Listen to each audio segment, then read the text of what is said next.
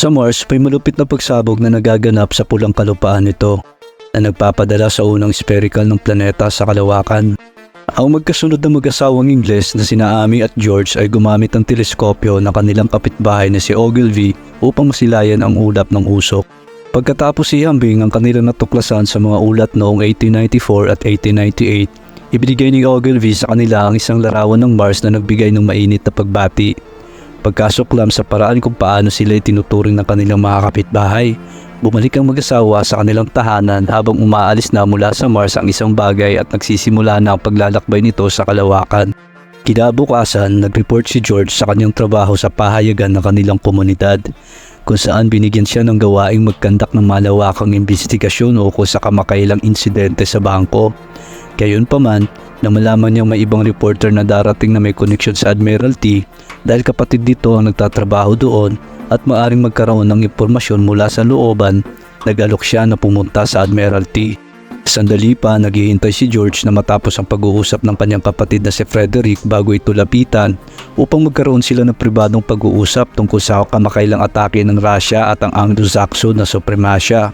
Inaasahan ni George na dadalawin siya ni Frederick sa kanilang tahanan para may pagkakataon na makita si Amy dahil matagal na rin silang hindi nagkita. Subalit nananatiling galit pa rin si Frederick dahil sa kahihiyan na dinala ni George sa kanilang pamilya nang iwan ang kanyang asawa para tumakas kasama ang ibang babae. Dahil dito, wala na siyang nais makialam pa sa kanila. Samantala, si Ogilvy ay patuloy na nagpa-picture ng Mars, nagtatanong sa sarili kung ano ang maaring ibig sabihin ng mga usok na iyon. Pagkatapos ay pinaabot ni George ang masamang balita kay Amy sa kanilang tahanan. Tila hindi na nga talaga si Frederick makikipagtulungan sa kanila para sa kanilang divorce. Mas masama pa, ang kanyang supervisor ay patuloy na inilalathala ang mga akda ni George sa ilalim ng pangalan ng ibang reporter. Biglang sumiklab ang isang kahangahangang liwanag na tila galing sa kaharian ng kabilang buhay na nagulat sa mag-asawa at nagsimulang umuga ang kanilang bahay. Paglabas nila, napansin nila ang isang usok na naglalakbay sa kalangitan. Hindi nagdalawang isip si Ogilvy na sumabak sa pag-aaral nito sa gitna ng gabi at siya nang mga sa kanyang natuklasan. Samantala, sa isang tigang at pula-pulang kalupaan, may kakaibang strukturang tila nasira at kamukha ng pulang robot na nababalot ng makapal na usok. Iniimbitahan ni Ogilvy ang mag-asawang tingnan ang kanyang natuklasan sa kagubatan kinabukasan. Maaari nilang sundan ang markadong daan sa lupa patungo sa isang misteryosong bilog na nagpapahamak sa mga puno sa paligid nito. Iniisip ni Ogilvy na ito isang meteor na bumagsak mula sa kalawakan at siya'y nakipag-ugnayan na sa Royal Astronomical Society. Ngunit natatakot ang mag-asawa na ito ay maaaring isang atake mula sa Russia. Kumunan si George ng ilang larawan at dahil sira ang mga linya ng telegraph, kinakailangan niyang pumunta sa opisina para ipahayag ang balita. Sa kasamaang palad, nais ng editor na ibigay ang kwento sa isa pang reporter, kaya't nag-init ang ulo ni George sa tumiling ng paliwanag. Natuklasan ng may-ari ng pahayagan ay nag-blacklist kay George dahil ang kanyang pangalan ay nagpapahiwatig ng kakulangan sa mga tradisyonal na halaga. Galit na galit, nagpasya si George na magbitiw. Pagkatapos, binisita niya ang kanyang asawa upang hilingin ang kanyang lagda sa mga divorce papers. Inilalahad na hindi sila kailanman naging masaya sa isa't isa. Gayunpaman, tinanggihan ito ng kanyang asawa. Nagmamalaki na hindi niya papayagan ang sino man na kunin si George bilang pagsilip sa kanya sa kahihiyan na kanyang idinulot. Maraming mga individual ang dumating sa kagubatan upang tumulong sa pag-alis ng spear. Simula nang hawakan nito ni Ogilvy gamit ang kanyang pala, unti-unting lumalaki ang asteroid at ang ibabaw nito ay paminsang sumasabog. Nagsisimula ng maglindol ang lupa. Upang pangunahan ng sitwasyon, dala ni Royal Astronomers Tent ang kanyang sariling kupunan at maraming pulis. Sa madaling panahon, nagtipon ng malaking grupo ng mga bantayog sa paligid ng paghuhukay at dumating si George doon upang hanapin si Amy. Narinig ni Ogilvy ang isang tunog mula sa spear na tila isang ingay ng orasan at ang spear ay nagsimulang maging maingay. Sa wakas, mabasag na ang kulay kayong maging kukon sa ibabaw ng spear na nagpapakita ng isang malambot na itim na ibabaw sa ilalim. Lumapit si Stin sa bagay at hinipo ito. Iniwan ang makapal na itim na langis sa kanyang kamay. Ngunit nang umatras siya, naroon pa rin ang kanyang refleksyon. Ngunit nang magsimula ang spear na umikot at lumipad pataas sa kalangitan, ito'y nawala. Sa oras na iyon, biglang sumiklab ang braso ni Stint at habang mas mabilis ang pag-ikot ng spear, ang mga tao sa paligid nito ay unti-unting nasusunog. Takot na takot, ang lahat ay tumakbo palayo na puno ng pag-aalala na hindi napapansin na patuloy pa rin umiikot ang spear hanggang sa ito'y maglaho. Ang itim nitong alikabok ay bumagsak sa crater sa lupa na patuloy pa rin umuugong. Bumalik si George at Amy sa kanilang tahanan at tinulungan ang kanilang kasambahay na hanapin ang kanilang nawawalang kapatid. Nang lumabas sila, nakita nila ang pangalawang spear na naglalakbay sa kalangitan at bumagsak sa isang lawa malapit doon. Makikita ang isang matanda at isang bata sa pulang lupa habang sila naglalakad sa isang malungkot na lugar na tahanan ng misteryosong mga kristal.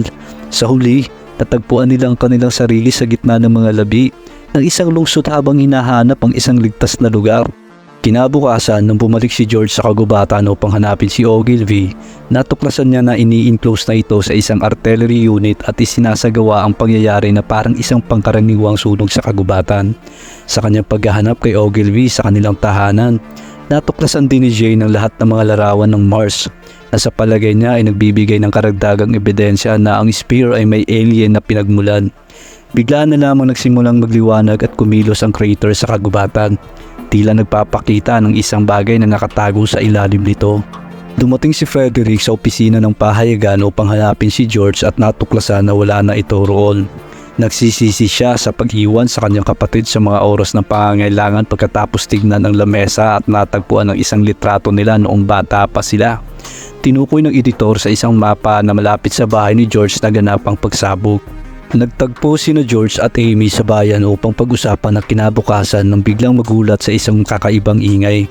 Nang biglang lumitaw ang isang grupo ng mga sundalo sa mga kalsada at balaan ng lahat na tumakbo dahil may mangyayaring hindi maganda. Ngunit huli na dahil nag-umpisa ng maganap ang mga pagsabog sa lahat ng dako. Tumungo sina George at Amy upang iligtas ang kanilang kasambahay habang nagsisimula ng gumuho ang mga gusali. Ngunit sila'y napilitang manood na may kabigatan nang siya'y masaktan ng mabagsakan ng isang bahagi ng pader. Sa parehong sandali, hinablot ni George ang isang takot at nawawalang kabayong tumatakbo sa kalsada upang makatakas ang mag-asawa. Ngunit may kaunting oras lang silang umaksyon na marinig nila ang kanilang asong umaungungol. Nang biglang sumiklab ang isang malaking sasakyang alien na kilala bilang tripod sa itaas ng baryo, ang kanyang mga naglalakihang asul na ilaw ay nagpapahiwatig na ito ay ang bagay na matagal na nakatago sa crater. Tinangka ni George na iligtas ito, ngunit nang wakasin ito, nasiraan ng daan at pinaghiwalay ang mag-asawa ng mga pagguho ng mga haligi. Habang sumasabog ang mga pagsabog sa paligid ni George, payo niyang tumakas si Amy at tawagin si Frederick para humingi ng tulong habang sumasakay ito ng may lungkot. Ang buong bayan ay naging guho ilang oras pagkatapos nito. Sa London, hindi magkasundo si Frederick at ang punong ministro sa pinakamagandang hakbang na gawin at napagpasyahan nilang huwag munang ipaalam sa madla. Pumunta si Amy sa palasyo para hanapin si George, ngunit walang nakakita sa kanya. Ang kastilyo ay puno ng mga evacuee. Galit na galit si Frederick kay Amy dahil sa palagay niya, ligtas pa ang kanyang kapatid ngayon kung hindi ito tumakas kasama niya. Ngunit huminto ito nang aminin ni Amy na siya ay buntis. Dalawang tao ang nasa paligid, si Amy at ang kanyang anak na si George Jr. Sa kasulukuyan, natagpuan ito sa pulang lupa. Ito ay hindi Mars. Sa halip, ito ay isang post-apocalyptic na bersyon ng isang kinabukasan ng London na nasa kalunuran. Binabasa ni Amy ang mga liham na iniwan ng mga survivor sa pader, ngunit hindi niya ito makita ang taong hinahanap niya. Nang bumalik siya sa drive para kumuha ng pagkain, natuklasan ni Junior ang isang maliit na magasin sa sahig na naglalarawan kung paano tuluyang napalayas ang mga Martian. Mula sa ilalim ng kumikilos na bunto ng basura, buhay at malusog na sumisiklab si George sa kasalukuyan. Pagkatapos malaman na walang natira sa bayan, bumalik si George sa kanilang tahanan upang hanapin ang katawan ng yaya na nawawala. Hindi niya mahanap si Amy, kaya isinulat niya ang isang liham para dito sakaling bumalik ito. Bigla siyang narinig ng pumipito at isang sundalo pala ito na naghahanap ng iba pang mga survivor. Na marinig nila ang isang sanggol na umiiyak malapit sa kanila habang pareho silang naghahanap ng daan palabas ng bayan, sila'y nagmadali upang iligtas ito.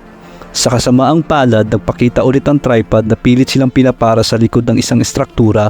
Patuloy na nagpapaputok ng laser beams ang tripod at sa huli, huminto na ang sanggol sa pag-iyak, sinyales na wala na ito sa mundo. Masamang alien. Tinuloy ng dalawa ang kanilang paglalakbay at sa wakas ay tumating sa isa pang nasirang nayon. Pinilit si George ng komandante ng artillery regiment na manatili at gampanan ng tungkulin bilang isang mamamayang Brito na protektahan ng kaharian. Kahit pa nanais ni George na magpatuloy at puntahan si Amy sa London. Habang nangyayari ito, patuloy na naghahanap si Amy ng walang kapantay para kay George sa mga refugee sa London. Napansin ni Frederick na wala siyang binabanggit na mga dokumento at inakala na baka bumalik na ito sa kanyang asawa. Pagkatapos nang ipakita ni Amy ang mga litrato ni na Frederick at punong ministrong Ogilvy, nagsimulang maniwala ang mga ito tungkol sa kwento sa mga dayuhang umaatake sa Earth. Tinutukoy niya ang mga manonood at tinahayag na ang kanilang bansa ay may pinakamagiting na hukbo sa buong mundo, kahit hindi sila dapat mag-alala. Sinabi ni Amy kay Junior na lumaban din ang kanyang ama sa laban sa mga alien habang patuloy itong nagbabasa ng kanyang magazine sa hinaharap. Ayon sa kwento, may mga problema ang hukbo dahil hindi epektibo ang mga karaniwang sandata. Nang bumalik ang artillery unit sa kasalukuyan, nagtagpuan nito ang ikalawang spear sa kagubatan at nag-ensayo ng pag-atake. Bagamat binalaan ni George na maaring hindi ito magtagumpay. Binaril nila ng mga kanyon at baril ang spear habang ito'y nagsisimula ng umikot at lumutang, na nagdulot ito ng pagkasira nito sa isang ulap ng itim na alikabok. Natagpuan nila ang isang piraso ng itim na metal habang lumalapit sila, na nagpapatunay ng spear ay isang uri lamang ng balat. Sa eksaktong oras na iyon, mayroong lumabas na tripod na hindi pinapansin ang pagsusumikap ng general na makipagkasunduan bago ito magpaputok at nagputol ng mga sundalo. Nakatakas si George. Pansamantala lamang huminto upang tingnan ang likuran at makita na dumating pa ang karagdagang mga tripod. Libo-libong mga spear ang nagkalat sa buong mundo. Sa hinaharap, habang nagpapakain si Amy ng isang lata ng beans sa isang grupo ng mga migrante, napansin ito sa isa sa mga lalaki na humawak ng kanyang mga kamay at nagsabi na babayaran niya ito sa pamamagitan ng kanyang katawan. Ngunit nang buksan ni Amy ang lata sa kanyang tahanan, natuklasan niyang ang kanyang sakripisyo ay para sa spoiled na pagkain. Pagbalik sa kasalukuyan, unti-unting dumadaan ang mga tripod patungo sa London bilang itim na usok. Habang winawasak ang mga gusali at tumarami ang itim na usok na nilalabas ng mga tripod, nagsisimula na magpanik ang mga tao at umiwas sa lugar habang bumabagsak ito sa kadiliman. Pumasok sa isang tunnel ang punong ministro, si Amy at si Frederick at isinara ang pinto sa likuran nila. Ngunit biglang huminto ang ministro at naglabas ng itim na likido mula sa kanyang mga labi. Natuklasan nila ang usok ay tunay na nakalalason na gas na papasok sa mga bentilasyon at pumapasok sa tunnel. Si Frederick at si Amy ay patuloy na tumatakbo sa ilalim ng tunnel pagkatapos matagpuan na patay ang ministro hanggang sa kanilang matagpuan ang tulay, kung saan maraming tao ang nagsisikap na makalabas. Nakatakas si George mula sa lusod at natagpuan ang kanyang sarili sa highway, kung saan siya ay nagulat na makita paano rin nagugunaw ang London. Sinabi ni Mrs. Elphinstone na ang mga tao ay siguradong nagmamadali patungo sa baybayin, kaya't doon raw hanapin ni George si Amy. Nagbahagi ng kanilang tubig ang ilang survivors na nakatakas kay George. Inaalala sa kanya ng pari na si Amy ang tanging may buhay na anak at gaano kahimala iyon kapag siya ay binisita nito sa hinaharap.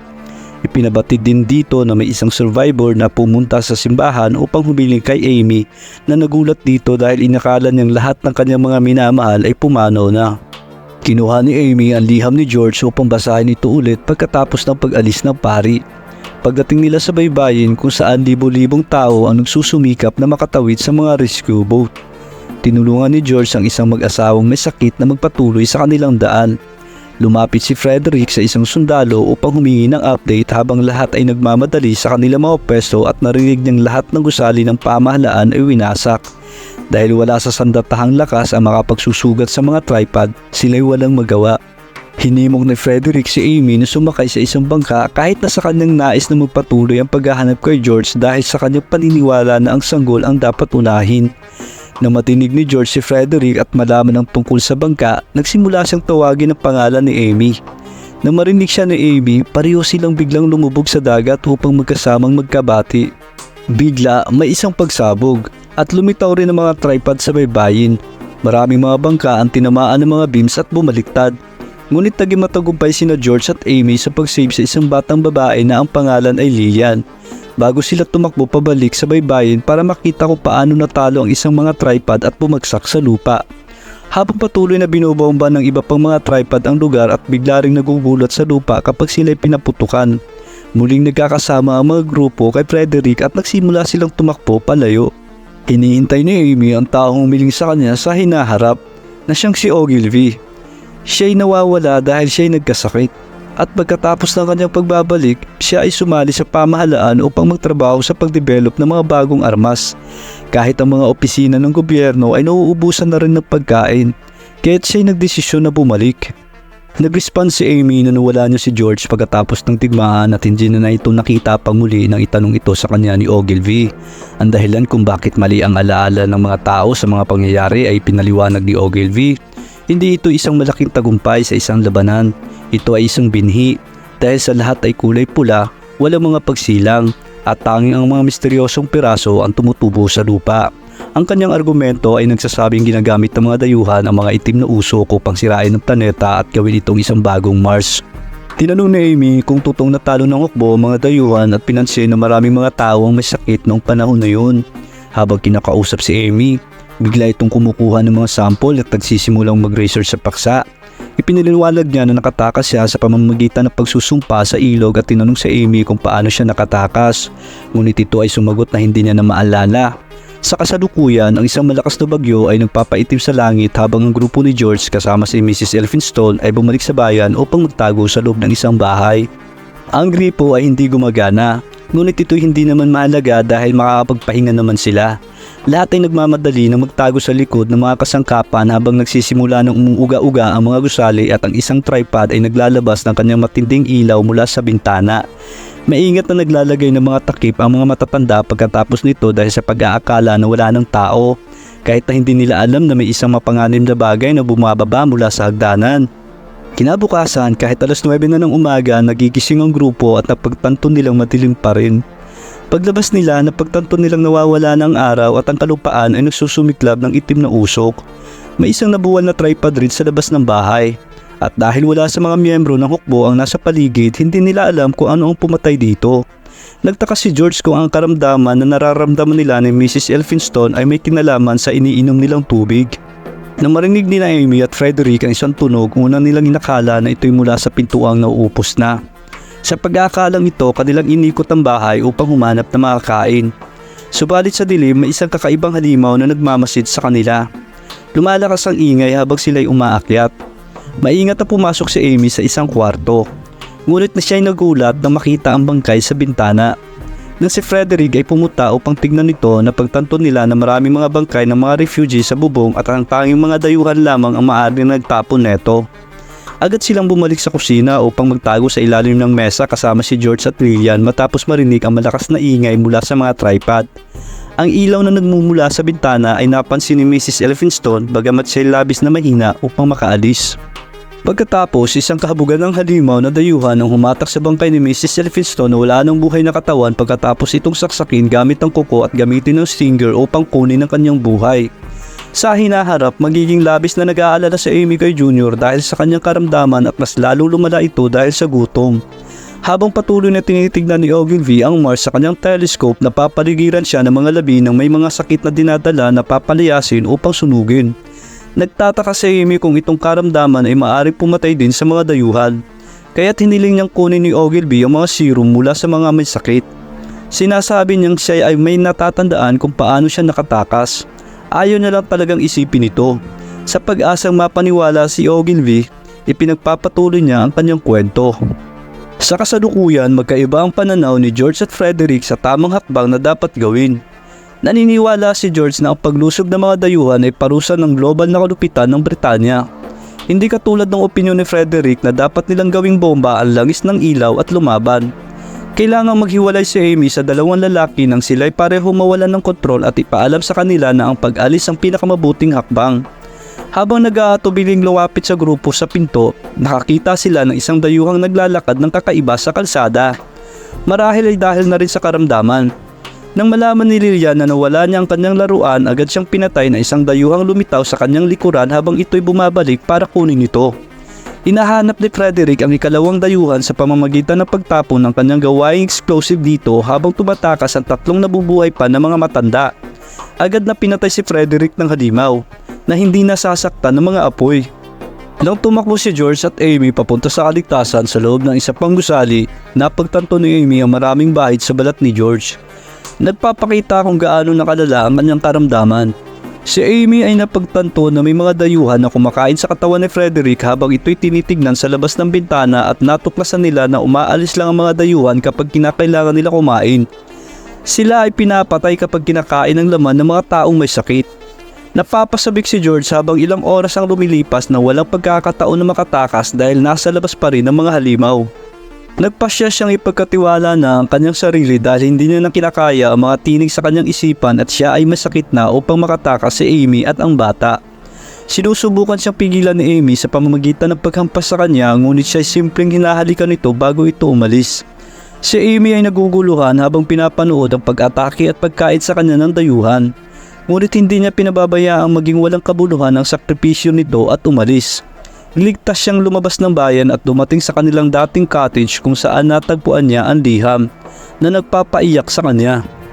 Sinabi ng pari kay Amy ang mga ideya nito tungkol sa hinaharap kasama si Ogilvy. Ngunit tumanggi itong payagan silang gawin ang kanilang eksperimento sa may mga sakit. Kinakailangang payagan ni Amy si Ogilvy na kunan ng dugo si Junior at ginamit nito upang gawing serum na ini-spray sa mga bukid. Ilang araw pa, tinawag ni Ogilvy si Amy upang ipakita kung paano ito gumagana. Ang serum ay nagpapabulok sa mga misteryosong kristal. Pagkatapos nito, sila ay nakipag-usap sa pare upang kumbinsihin ito na magtanim ng natitirang mga buto. Inalalayan ni Amy si Junior tungkol sa dating mundo at kung gaano ito kaganda ilang linggo na ang nakararaan. Nang siya inaantok na, lumabas si Amy at nakakita ng isang solong puno na sumusulpot mula sa mga abo. Sa wakas, magiging maayos na sila sa pag-rebuild ng sibilisasyon dahil nagagampanan na mabuti ang serum. Naghahanda si Amy na salubungin ang bagong mundo habang unti-unting bumabalik ang liwanag sa daigdig. At dito nagtatapos ang pelikula. Kaibigan, dahil bago lang ang ating channel, huwag kalimutang mag-subscribe para sa iba pang mga video tulad nito at i-hit na rin ang notification bell at mag-iwan ng like.